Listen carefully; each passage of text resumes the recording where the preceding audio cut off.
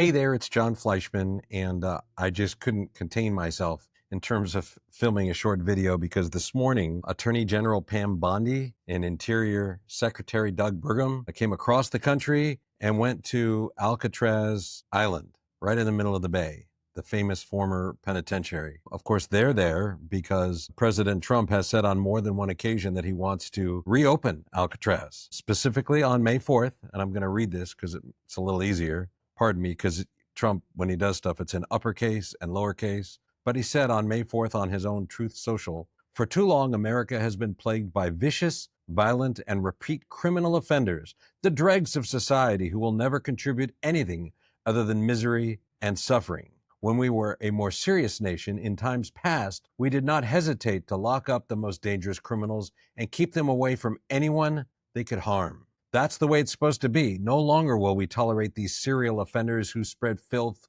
bloodshed, and mayhem on our streets. That's why today I am directing the Bureau of Prisons, together with the Department of Justice, FBI, and Homeland Security, to reopen a substantially enlarged and rebuilt Alcatraz to house America's most ruthless and violent offenders. The reopening of Alcatraz will serve as a symbol of law, order, and justice. We will make America great again." The next day, he reiterated to reporters, "It's a symbol of law and order, and it's got quite a bit of history, frankly. So I think we're going to do that. And we're looking at it right now." And then earlier this month, on July the 1st, he said on X, "I'm still committed to reopening the real Alcatraz to house violent illegals, surrounded by sharks. What a symbol it is and will be." On July 1st, earlier this month, Trump said, and I quote, "I'm still committed to reopening the real Alcatraz to house violent illegals, surrounded by sharks. What a symbol it is and what will be." And then after the Attorney General and the Interior Secretary toured the island this morning, the only statement that's been released was on X by Secretary Burgum, who said, "Spent the day on Alcatraz Island, a National Park Service site, to start the work to renovate and reopen the site to house the most dangerous criminals and illegals." So that's what's going on. That happened this morning. Now, of course, we have to talk a little bit about Alcatraz because it's Alcatraz and it's interesting. And then I'm going to give some of my thoughts about this visit this morning. But what was going on in 1934 in August when Alcatraz was opened?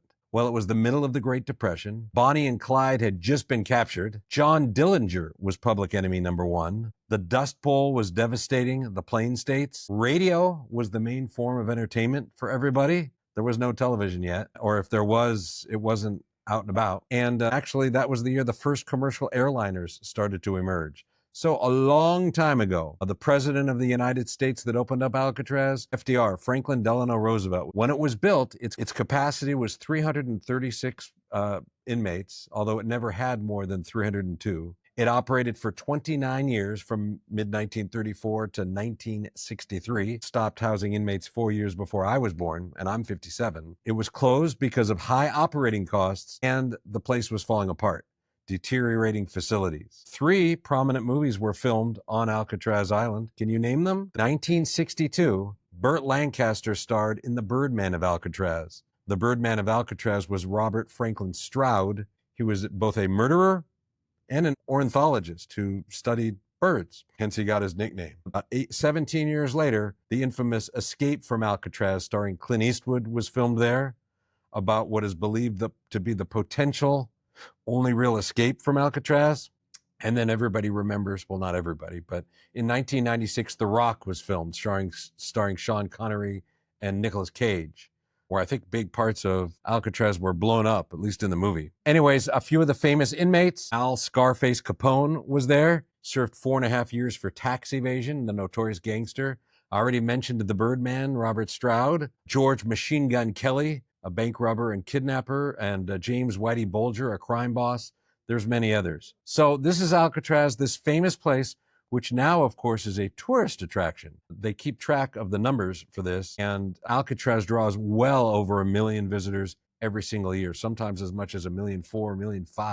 So it's a very popular attraction. So does it matter? Well, here's the real issue. And I've been to Alcatraz several times in my life.